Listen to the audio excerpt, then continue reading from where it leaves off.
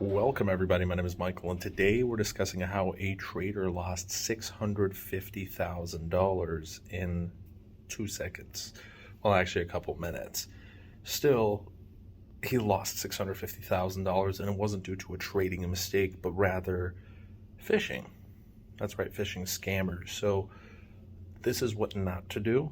This is especially what not to do when you have so much money. There have been many silly mistakes made by maybe smart people who just did a dumb thing during a quick couple minutes. Then unfortunately the consequences are going to be pretty massive. In this case, it's a lot of money. You could buy Lambos with this. So let's get into the details, what not to do. So this gentleman lost $650,000 thanks to the iCloud. Well, it wasn't Apple's fault that Dominic Lacavani, here we go, this is what was stolen. These are NFTs, 100,000 in ApeCoin, Guttercat 228027692325, something Yacht Club. Is this like the mutant ape Yacht Club? There we go, that's what it is. 28478 8952 7536. So just these 6 NFTs minus the 100,000, that's 550,000. So almost each one's 100,000. Maybe he still had some Ethereum, Bitcoin, whatever, but still, each one of these is pretty expensive. He's offering a 100,000 reward, probably unrecoverable at this point. Got a phone call from Apple, literally from Apple. No, not literally from Apple. That's just what it said. But 100%, most people who see that Apple's suddenly calling you are going to question it. So on his caller ID, he called it back because he suspected fraud, and it was an Apple number. Well, it was fraud, just a different type of fraud. So I believe them. They asked for a code that was sent to my phone, and 2 seconds later, my entire MetaMask was wiped.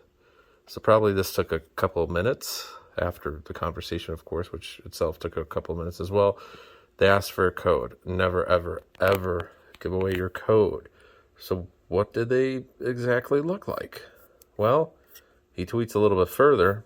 This is how it looked like. Literally Apple Inc. By the way, I don't know if this is the police department. Maybe he was calling the police. Who knows? Or maybe he missed a call from the police. Yeah, because it's Apple. I have Samsung, so I don't know how it looks. But I guess if it's red, you missed it. So Apple Inc. That looks even fishier than just if it was Apple itself, Apple Inc. That definitely seems like a scam. So they tried calling him 3 times.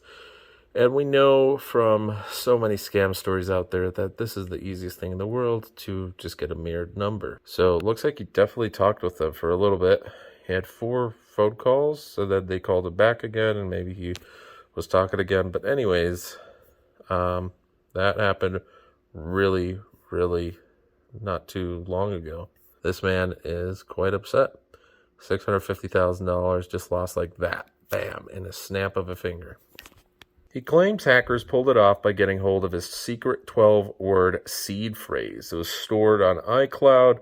The scammers must have gone in and used that seed phrase, and then bam, they just mirrored his phone on their phone by all they needed is to get access to Apple, to iCloud.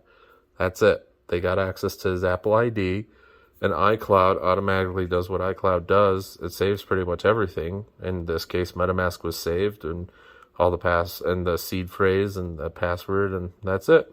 And once they had that, that's all they needed to scam. So the wallet file is backed up in the cloud. It's secured, but if you willingly tell the password, that's it. They have everything. They're able to take it. And mirroring itself a number isn't that difficult. The difficult part is the 2FA backup, which is on iCloud. MetaMask itself does not have 2-step verification. So once the hacker gained access into his iCloud, because he willingly gave a password to some random guy over the internet or whoever, was calling, that's it. Everything was lost at that point. So moral of the story is, first of all, if you have that much money, don't keep it all in the same place if it's worth almost everything to you. Second thing is, don't give away your password to random people calling.